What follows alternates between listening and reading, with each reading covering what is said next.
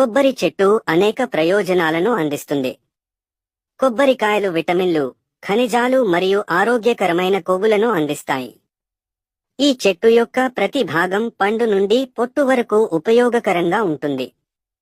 కొబ్బరి పొట్టు మరియు చిప్పను తాడులు, చాపలు మరియు బ్రష్లు వంటి వివిధ ఉత్పత్తులకు ఉపయోగించవచ్చు.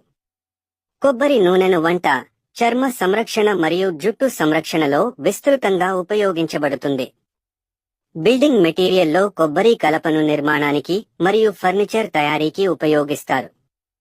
కొబ్బరి సాగు ప్రపంచవ్యాప్తంగా మిలియన్ల మందికి జీవనోపాధిని